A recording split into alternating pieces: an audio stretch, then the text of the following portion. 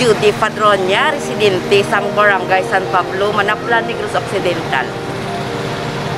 Ang amon subong pangabuhian bilang pumuluyo sang sininga barangay, Barangay San Pablo, nagatanom kami sang utan kag mayara man kami humayan, mayara man portion nga tubo, pero at least mas binlaban gid sa amon subong niya utanan.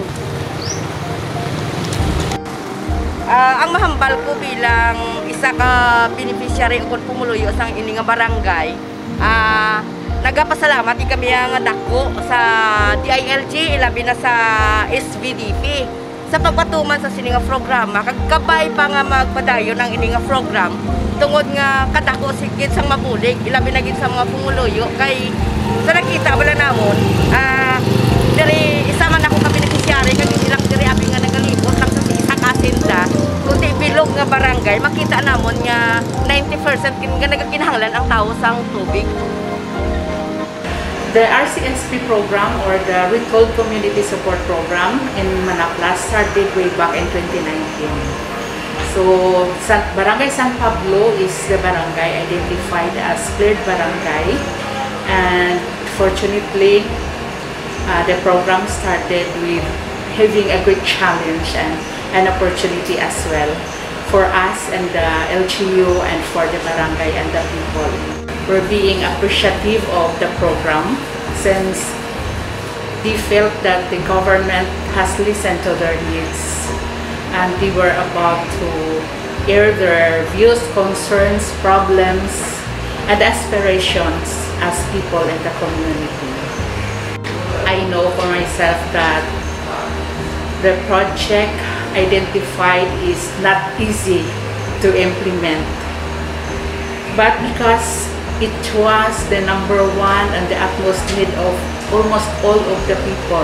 To the provincial government who will be implementing this project, thank you so much, and please bear with all the hardships kabudlayan in realizing this project.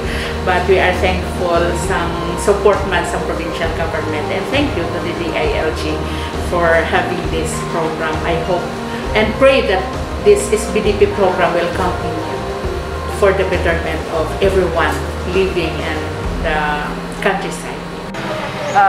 Diri kami sa San Pablo, Manapla.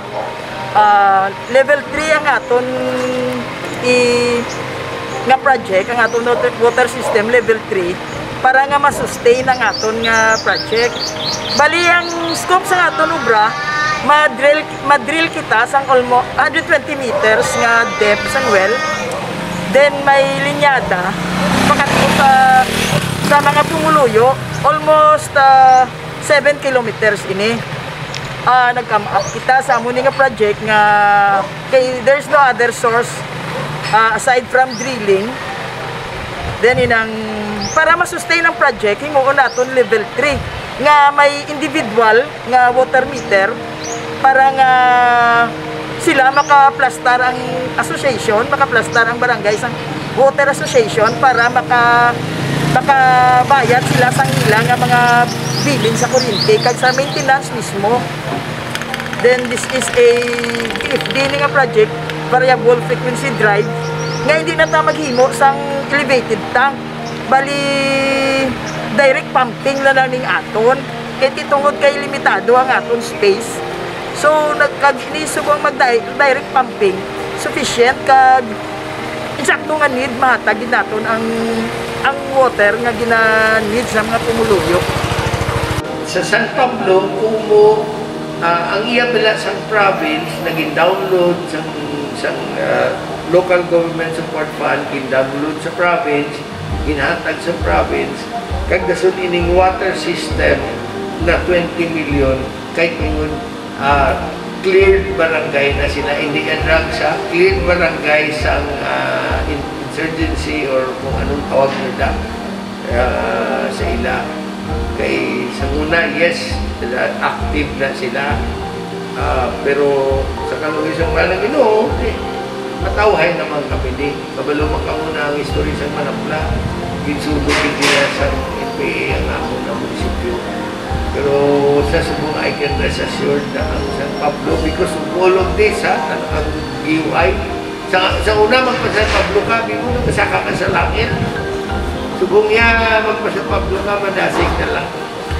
Ining inahatag sa amon na programa, I believe that this will really make a difference. Kay, ako kapati ko na ang isa ka lugar basta madala lang nato ng servisyo, tubig, dalan, which is amon ni subong ang pinaka-importante. Because wala namang ikuto siling isang dugang na mas maayo pa sa tubig kag sa dalan. Kaya ang mga tao to farmers by nature, so they need water. Kagang ilan ng mga ilimnon, potable water ni ang amon pala titugon na with regards to irrigation may solar na kami, so may arama kami ining spillway alin sa Sicaba River. So there is no other way. With the help of the DILG sa ila assistance to municipality, there is no other way but for Barangay San Pablo and Manapla to become a first-class municipality or whatever in the near future. Now, thank you again kag ang final ko lang tanin namin sa if we can do good with these projects and if you find us na daw ginubra pa naman sa maayo kag passing grade mo kami sa inyo or base taas man base pabuligan naman ang iban man namo ng barangay kay ga-develop naman kami kapit pa ang ako ng mga fishing villages. So to the DILG, to the local government support fund, madamo ginasalamat and I hope to see you again soon. Ang water level 3 o kung patubig nga ginamit sa amon sa bulig sa man sa Retold Community Support Program dako giniyang mabulig sa amon di sa Barangay San Pablo kay tungod niya kung bumba lang gid siya hindi niya makasustain sa amon while kung ang water level 3 dako gid siya ang mahimo di sa amon masuplayan kami diya bilog kay kadako man blas ang budget niya gin sang gobyerno sa amon sa ICSP 20 million kag kami nagapasalamat gid sa bulig sa gobyerno nga sa diin isa gid kami napili diri sa San Pablo. I'm praying that all the people that will benefit for this project will appreciate and will feel more that the government is really working hard to give them a peaceful and safe community as well. Kami diri sa local government unit, kapasalamat sa Yapon sa proyekto ini ng programa sa DLG sa administrasyon man ni President Duterte. Nga ini sa programa and we look forward na magapadayon ini. Kami diri sa Banwayang will keep on monitoring, will keep on mag-support sa sininga programa. Salamat yun sa tanang.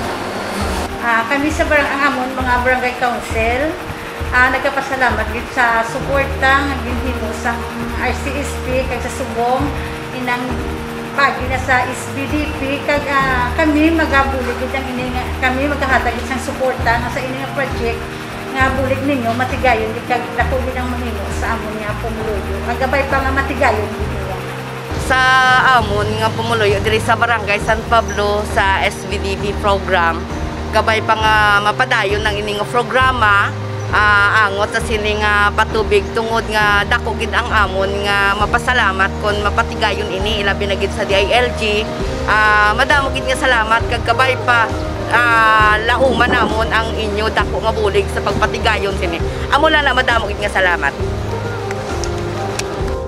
Thank you on behalf of the people of Manapla.